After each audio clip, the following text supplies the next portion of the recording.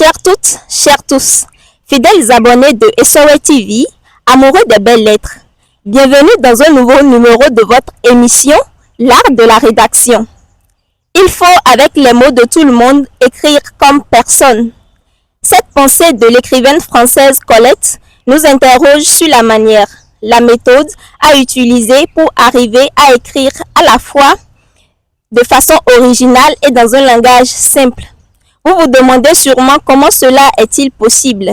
C'est justement la raison pour laquelle nous allons accueillir sur ce plateau un écrivain nouvelliste, un correcteur professionnel et promoteur d'un prix littéraire pour non seulement nous parler de son prix littéraire, mais aussi nous donner des astuces pour réussir l'écriture d'une nouvelle. Restez avec nous après cette courte pause pour recevoir ces astuces. Bienvenue Monsieur Théophile Sewano, c'est un réel plaisir pour nous de vous recevoir sur ce plateau. Merci beaucoup, chère Caroline. Le plaisir est partagé. Merci bien. Vous êtes écrivain nouvelliste, entrepreneur culturel, correcteur professionnel.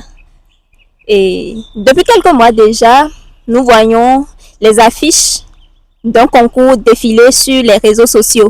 Il s'agit du prix littéraire Behanzin. Nous voulons en savoir davantage sur ce prix. Le prix Behanzin, c'est un concours de nouvelles lancé pour les jeunes écrivains béninois âgés de 12 à 33 ans.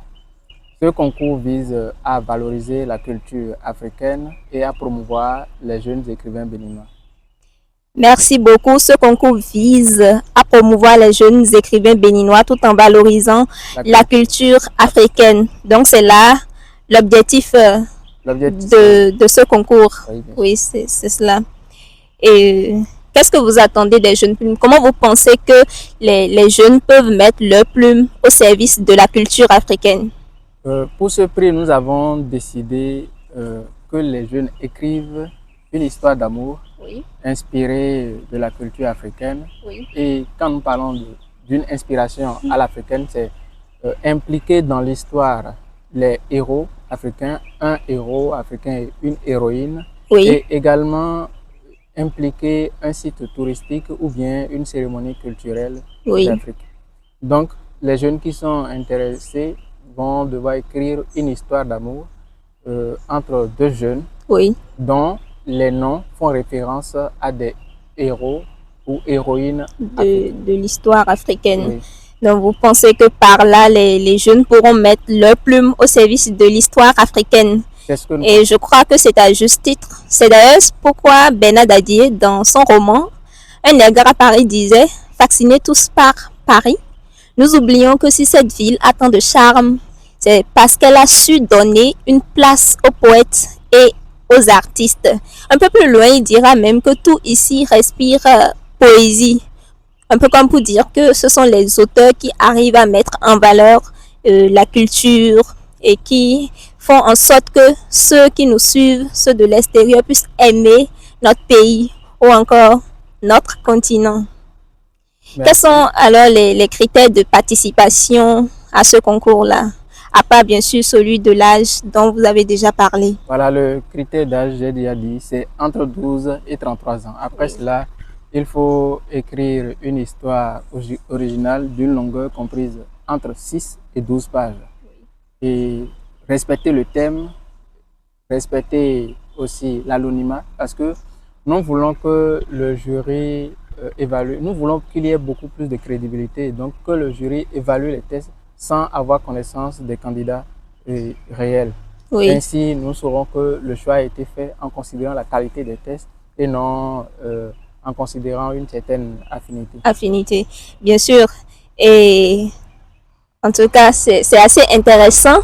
Mais il y a la récompense qui motive la participation, bien sûr. Est-ce qu'il y aura des récompenses? Est-ce que ceux qui vont participer vont gagner quelque chose? Bien sûr, tous ceux qui vont participer au prix Behanzin vont toujours gagner quelque chose. Même ceux qui ne seront pas sélectionnés, en participant à un concours, on gagne toujours quelque chose. Oui, bien sûr. Même quand on est recalé, on a cette opportunité-là de se dire, de se poser les vraies questions et se demander si j'ai été recalé, est-ce que cela ne veut pas dire que mon écriture, bon, ce que j'ai fait, ça mérite encore d'être reconsidéré et retravaillé. Oui. Donc, c'est une occasion pour nous de nous réexaminer nous-mêmes et voir comment améliorer les choses. Ce qui est sûr, soit on gagne, oui, soit on apprend. Soit on apprend. Oui. Et pour ceux qui seront sélectionnés, il y aura une première sélection oui. qui vise à révéler 10 meilleurs tests. Oui. Et à ces 10 finalistes-là, le jury va commenter les tests pour leur faire des suggestions pour améliorer. Et après l'amélioration, donc, ils vont recevoir en fait leur test suivi des suggestions du jury. Oui. Et après avoir retravaillé le test maintenant, suivant les suggestions du jury, ces 10-là vont renvoyer le test. On va réexaminer ces tests-là et sélectionner 6 tests qui seront édités dans le recueil final. Maintenant, pour ces tests qui seront édités, les 3 meilleurs seront primés. Le premier prix recevra un bon d'édition de 300 000 francs, oui. Une enveloppe financière de 115 000 francs, un chèque livre de 50 000 francs. Wow. Et il sera pris en charge par les éditions Légendes. Oui. Le deuxième prix recevra une enveloppe financière de 50 000 francs, oui. Un chèque livre de 30 000 francs, oui. Et sera pris en charge par les éditions Afrique Éclat. Quant au troisième prix, oui. il recevra une enveloppe financière de 30 000 francs, un chèque livre de 20 000 francs. Les 6 seront, comme on a dit que 6 tests seront sélectionnés, ces 6 finalistes-là, donc qui auront l'opportunité de voir leur test dans le recueil finaliste, bénéficieront d'une promotion. Donc nous allons organiser des campagnes de promotion pour promouvoir leur test et leur carrière. D'accord, ça c'est vraiment des prix alléchants. Et à vous entendre parler, on dirait que vous êtes déjà en collaboration avec certaines maisons d'édition, dont Légendes Éditions, Afrique Éclat. Comment est-ce qu'on devient votre partenaire? Comment on vous soutient? Qui sont ceux-là qui vous soutiennent déjà? Comme partenaire, nous lançons l'appel à tous ceux qui se trouvent intéressés par la culture, oui. par l'art, par la littérature, tous ceux qui trouvent en cette initiative une cause noble à défendre, oui. tous ceux qui veulent valoriser la culture africaine, donc ceux-là peuvent nous accompagner. Il peut s'agir de personnes physiques ou bien de personnes morales, oui. des mécènes ou des entreprises qui souhaiteraient associer leur image à l'initiative. D'accord. Donc on peut toujours vous soutenir. Hein? Bien sûr. D'accord. Ce sont des prix alléchants, c'est un concours prestigieux et avant quand même d'espérer faire partie des 6 finalistes, il faut arriver à produire une nouvelle de qualité, bien sûr. Qu'est-ce que vous attendez des candidats par rapport à la qualité même du test? Nous voulons que les candidats innovent, qu'ils écrivent quelque chose qui, à leurs yeux, semble intéressant et qui peut intéresser aussi la communauté des lecteurs. Oui. Et donc, qu'ils écrivent du beau, c'est tout ce que nous souhaitons. Parlant justement du beau, je vais paraphraser Jean-Paul Sartre. Il dit que la différence entre... on n'est pas écrivain pour avoir choisi de dire certaines choses, mais on est écrivain pour avoir choisi de les dire d'une certaine façon. C'est-à-dire que le test littéraire est différent des autres types de tests, des autres tests, par sa littérarité. Mais comment est-ce qu'on met du style dans son test? Pour mettre du style dans son test, oui. Il faut essayer de voir les... Mais en fait, je vais commencer par dire que tout le monde a une histoire à raconter. Oui. Et si tout le monde n'est pas écrivain, c'est parce que tout le monde n'a pas la manière de raconter. Donc l'écrivain, c'est celui qui va à la recherche de la bonne manière. La manière qu'il faut, la tournure qu'il faut, l'enchaînement logique qu'il faut pour accrocher une histoire et intéresser un public, intéresser le lectorat. Donc, il faut que l'écrivain qui veut bien écrire lise d'abord. On écrit bien qu'en lisant bien ceux qui ont bien écrit. On écrit bien qu'en lisant bien ceux qui ont bien écrit. Donc, pas la peine de vous demander est-ce que sans la lecture... Non, à part la lecture, qu'est-ce qu'un auteur peut faire pour bien écrire? il y a quand même des caractéristiques générales ou encore un standard à suivre dans le processus de rédaction d'une nouvelle, certainement. Donc, après la lecture, que faut-il faire? Bon, après la lecture, il faut s'entraîner. Mais quand Oui. vous parlez de normes à suivre, je dirais que l'écriture, c'est un domaine par excellence de la liberté. Oui. Il n'y a pas de format prédéfini. Il n'y a Oui. pas. C'est quand on décide d'oser, qu'on crée quelque chose de nouveau et ça revêt de l'esthétique, Oui. ça devient une nouvelle norme. Donc, il n'y a pas vraiment un standard à suivre, mais quand même, on peut dire en considérant l'expérience des uns et des autres, Oui. Quelques formalités ou bien quelques astuces qu'on peut suivre pour réussir l'écriture d'une nouvelle. Parce qu'après tout, la nouvelle, elle a des caractéristiques quand Bien même sûr. à respecter. Sinon, on ne dirait pas nouvelle, parce Oui. qu'on l'a catégorisée. Cela veut dire que au moins cette forme d'écriture a ses traits spécifiques. Oui, justement. Elle obéit à certains traits spécifiques qui font d'elle une nouvelle. Voilà. Quels sont ces traits spécifiques-là? Il faut que la nouvelle soit dynamique. Et en nouvelle, la différence entre nouvelle et roman, Oui. c'est que dans une nouvelle, on a la possibilité d'aller où on veut, mais en nouvelle, il faut être précis, oui. concis et dynamique.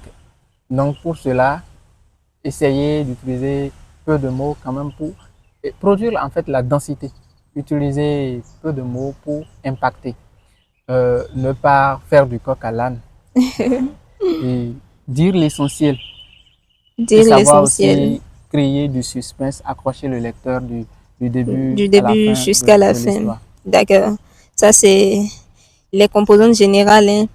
Maintenant, lorsqu'on prend la nouvelle et je veux commencer la rédaction d'une nouvelle, je commence par quoi? Je finis par quoi? Qu'est-ce que je mets au milieu? D'accord. C'est pas un fourre-tout. Bon. Il y a une structure à suivre. Oui. Pour écrire une nouvelle, il faut déjà une idée. Bon, pour écrire n'importe quelle œuvre, il faut une déjà idée. Une idée. Je veux transmettre ce message. Voilà ce qui. J'ai une hypothèse à développer. Oui. J'ai une remarque, voilà, à balancer. Donc, il faut d'abord une idée. Et une idée forte, une idée qui mérite ou bien qui vaut la peine d'être divulguée.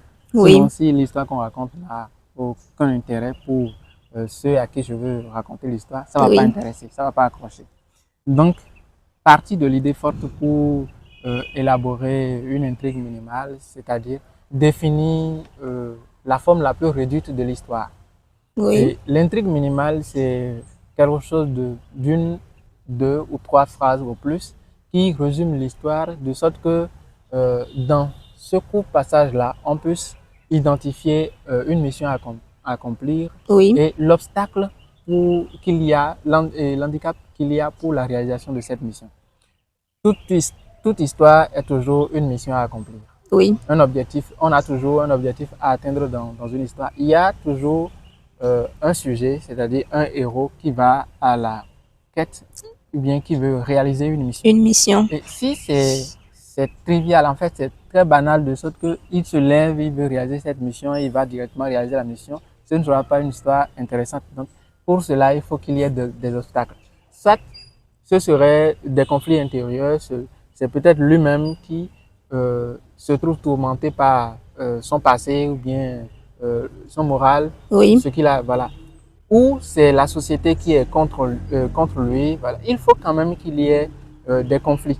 Sinon, si l'histoire est linéaire, ça va pas intéresser. Oui. Donc, partir de cette intrigue minimale qui met en valeur ou bien qui met en exergue la mission à accomplir et l'obstacle, il faut maintenant définir les forces agissantes, les forces qui vont bouleverser l'histoire. Il faut que, bon, on a dit qu'il y a un sujet qui a une mission à accomplir. Oui. Il faut qu'il y ait des forces qui l'accompagnent dans ce sens-là, qui l'aident à réaliser cette mission. Mais il faut comme des adjuvants, c'est ça? Voilà, des adjuvants. Il faut également qu'il y ait des forces qui sont contre lui. Les opposants. Voilà, les opposants qui ne veulent pas qu'il réalise cette mission. Et quand on parle de force, ce ne sont pas seulement des hommes. Ça peut être des intempéries, la nature, la société, un groupe de personnes. Non? Et à part les forces, bon, quand je parle de forces agissantes, il faut aussi ajouter les conflits, que ce soit conflits intérieurs, conflits que les personnages eux-mêmes nourrissent au fond d'eux. Oui. Et les conflits de la société, dans l'environnement.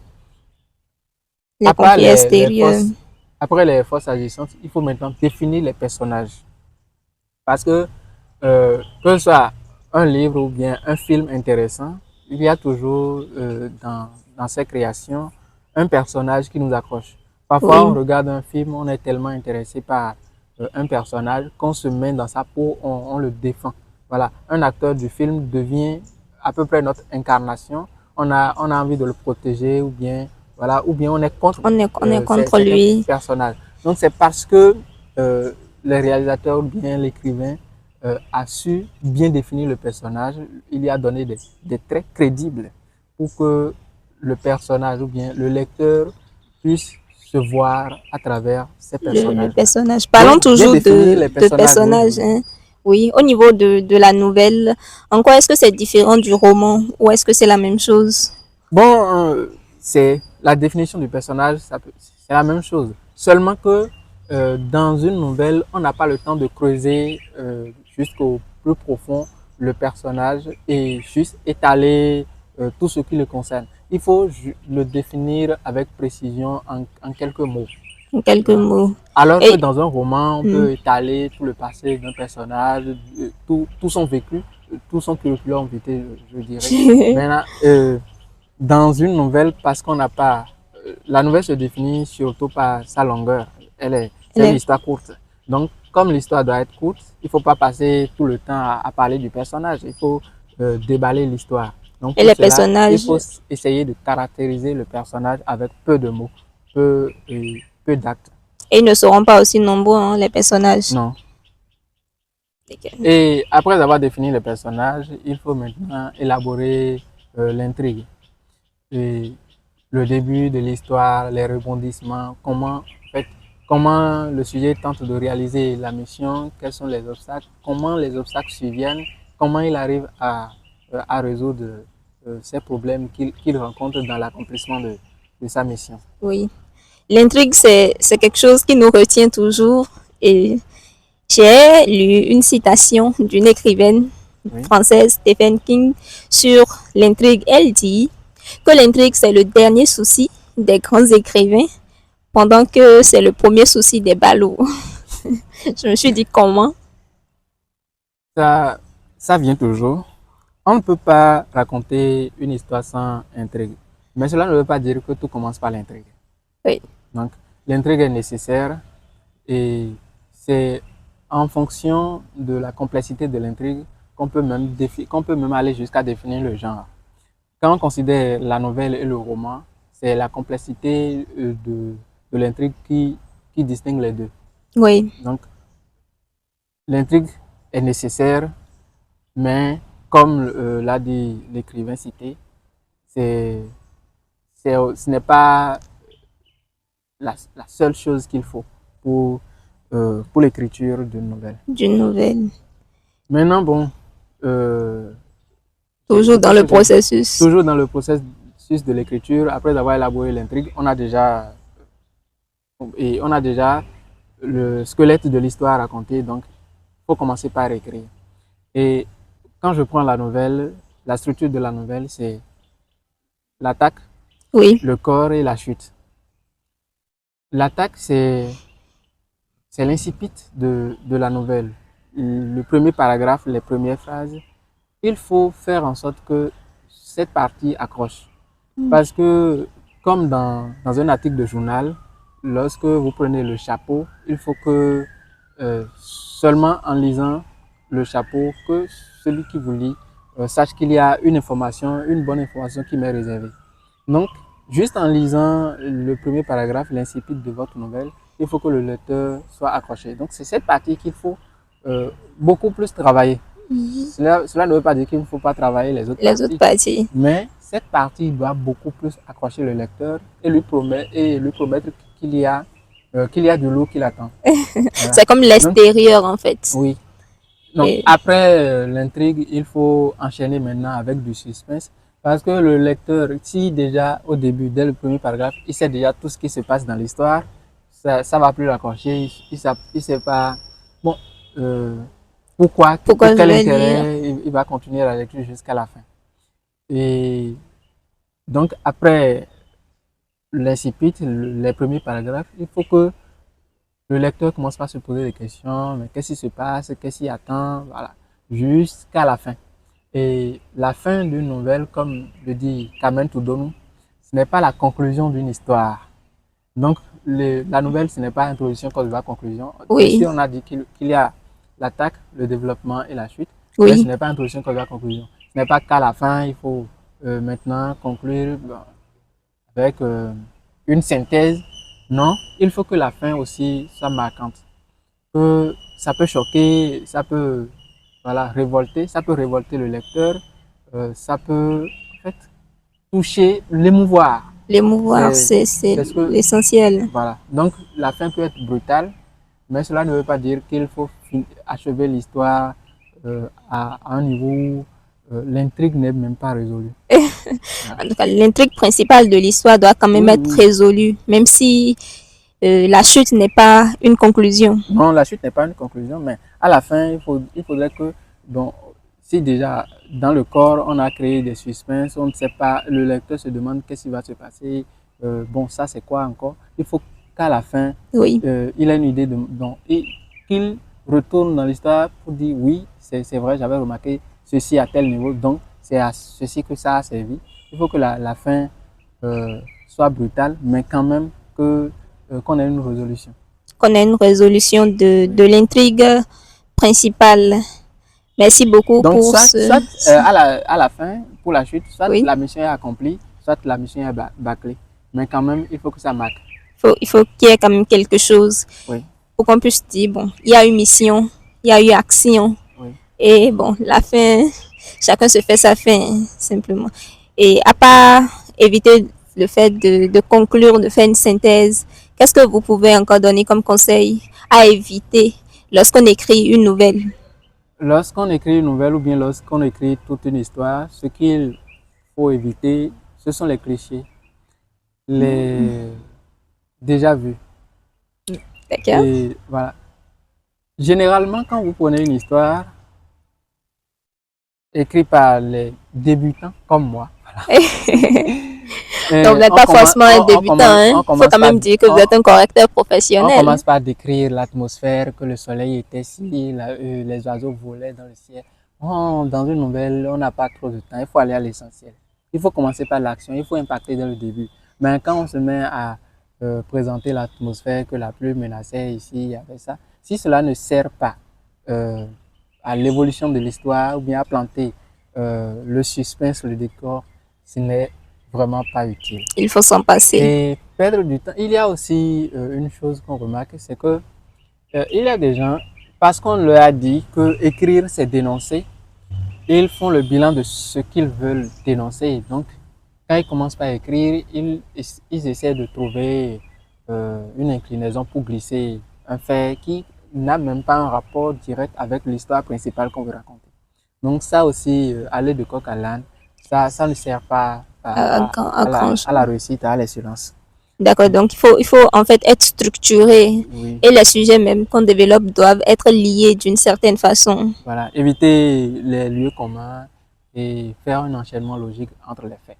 Oui, un enchaînement logique entre les faits pour ne pas perdre le temps ou ne pas ennuyer encore le lecteur. Merci beaucoup pour toutes ces informations. Je vous en prie. Qui nous seront certainement très utiles. C'est moi qui vous remercie pour l'opportunité que vous nous donnez de faire connaître le prix Béhanzin au monde. Merci bien. Est-ce que vous avez un mot de fin concernant soit le prix Béhanzin, soit encore l'écriture d'une nouvelle? Comme mot de fin, je vais commencer à remercier les partenaires qui sont déjà là et qui nous soutiennent et demander à ceux qui veulent nous soutenir et qui ne sont pas encore dans notre liste, de nous rejoindre. Nous attendons tout le monde parce que c'est ensemble que nous ferons la réussite de cette initiative. Et comment est-ce qu'on peut vous soutenir?